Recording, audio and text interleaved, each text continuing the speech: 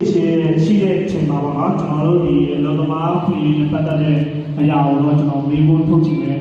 ပိုင်းလေးရှိတယ်ပေါ့ဒါပေမဲ့ခုဒီကြီးတွေပြန်သွားတဲ့အခါကျတော့ NGO ဖွဲ့စည်းရှိတဲ့အတွက်လောကမားကိုစားပေါ့နော်ကျွန်တော်မေးချင်တာလေးရှိတယ်တော့ဒီထိုင်းနိုင်ငံမှာတော့ဒီသူတို့ထိုင်းဆိုရအောင်ရှိရလာတော့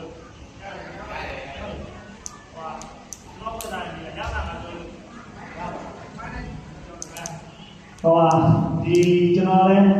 ဒီနည်းနည်းလေးဒီကိုလေးထုတ်ချင်တယ်နော်ဘာလို့လဲဆိုတော့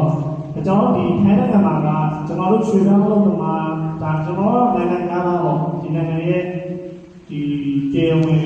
နိုင်ငံသားမဟုတ်ဘူးဒါပေမဲ့ကျွန်တော်ကတက်တယ်ဖြစ်တယ်တက်တယ်ဖြစ်တဲ့အတွက်ကျွန်တော်တို့ရဲ့ခွင့်ရဒီထိုင်းနိုင်ငံဆိုရကတော့ခွင့်ရပေးရတော့မှန်တယ်ဒါပေမဲ့ထိုင်းဆိုရကထုတ်လိုက်တဲ့ဥပဒေကကျွန်တော်က line ပေါ်မှာပဲဥပဒေတက်ရောက်မှုရှိတယ်ဒီစာရစာကိစ္စဆိုလဲတိုင်းဆိုရထုတ်လိုက်တယ်။နောက်ဒီပုံမှန်တွေတော့ထုတ်ဒါပေမဲ့လက်ရှိကကျွန်တော်တို့ဒီမှာ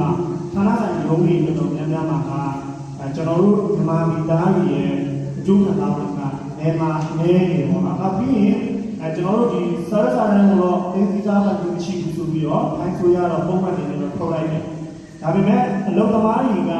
လက်ရှိဒီချိန်ကာလထိစာရစာတန်းနဲ့သိသိခံထားနေရတယ်။ဒါပေမဲ့ကျွန်တော်ဒီအလုပ်သမားတွေကအလုပ်သမားရေးလုပ်တဲ့အဖွဲ့အစည်းတိုင်းကိုတော့ကူညီတောင်းတယ်။ဒါပေမဲ့ဒီအလုပ်သမားတွေနဲ့ပူးပေါင်းပြီးတော့မြေကြီးကနေမှာသွားပြီးတိုင်ကြတဲ့အချိန်ဒီမှာမြို့နယ်ရုံးကြီးကလုပ်ဆောင်ချက်တွေမှာကျွန်တော်တို့ဒါအပြစ်ပြောတာတော့မဟုတ်ဘူး။အားနည်းချက်တွေတော်တော်များများတွေ့နေရတယ်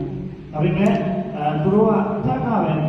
ကျွန်တော်ကဖွင့်ပြီးဒီစာရုံးကိုနော်ဥပဒေပိုင်းပဲထုတ်လိုက်တာရှိတယ်။ဒီပြည်ရုံးကြီးမှာလုပ်ဆောင်ချက်တွေကလုံးဝ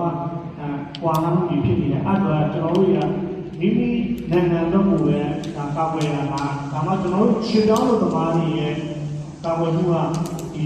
လုံးဝမရှိဘူးလားအဲ့ဒါလိုလည်းသိချင်တာဟုတ်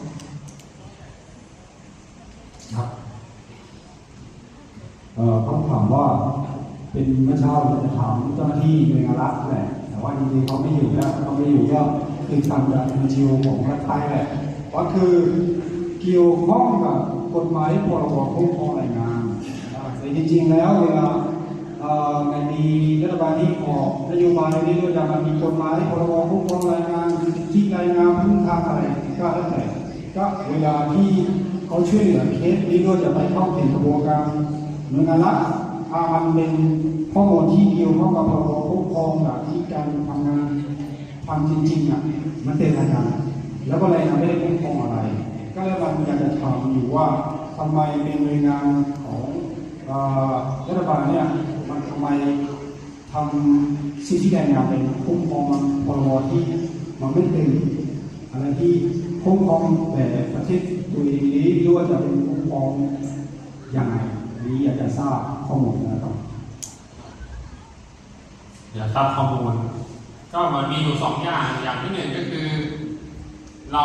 อาจจะเอาข้อมูลที่เรามีเคสจริงๆเนี้ยสามารถ